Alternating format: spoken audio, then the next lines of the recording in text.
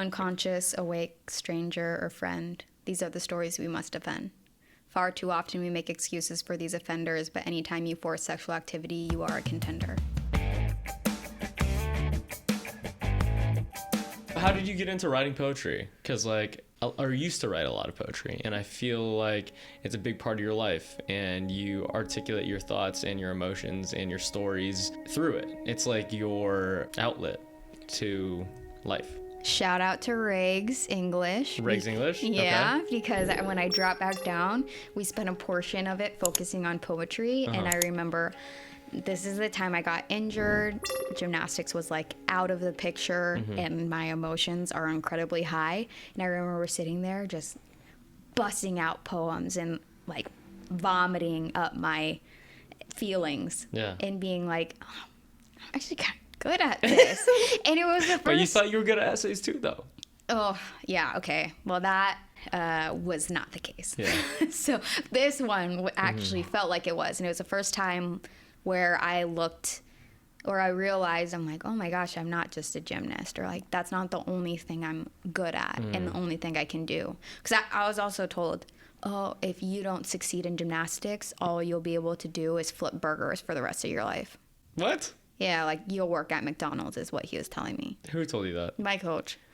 So I remember, like, you know, These coaches are wildin', man. Yeah, I'm like not even 16. I'm like, oh my gosh, I'm only gonna work at McDonald's. And to be honest, a lot of people that were at my like level didn't go to college, and so that's what I was used to. Is like probably looking forward to that type of lifestyle. So I don't know. I wrote these poems and was like, dang, this is something I could actually really get into. And then I forgot about it, of course, after high school. And I went to college. I'm like, oh, friends, boys. And then I was in a class, my favorite class of all time, World Arts and Cultures 1, WAC 1. That's at WAC 1. Yeah, we got to take off our shoes and sit down and socialize. A girl performed her poem. And I was sitting there. In WAC 1. In WAC 1. And I was like, what was it about? I couldn't even tell you what it was about, but I could tell you. The way it made you feel? The way it made me feel. Yeah, I was honestly sitting there in shock. Like, this girl is so good. And then sitting there like, I was good too. Yeah. And I'm like, I can do this. And I went home immediately and just wrote such a good poem that night. And I've been proud of it for this whole time, or like since then, which was in 2017 or 16. What's your proudest poem? Okay, well, that maybe not be my proudest, but I would say like, I wrote a 10-minute piece, and it took so much out of me. I couldn't write for like a couple months. Okay. So I was just so like out of it. Do you get into like flow states where like you'll just keep writing for hours?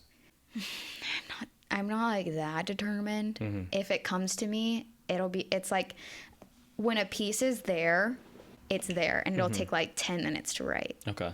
Whereas like if you try to push a poem past its limit, you can tell it's dead. You're just like, this could have ended like. Do you have any poems memorized? I mean, it's been a while, but that first poem that I ever wrote was like a piece that I have. Can you say a few lines? Memorized. Unconscious, awake, stranger, or friend. These are the stories we must defend. Far too often we make excuses for these offenders, but anytime you force sexual activity, you are a contender. Ooh, so deep. Was it what I wore? Was I asking for that attention? They'll think I'm a whore and there was no discretion.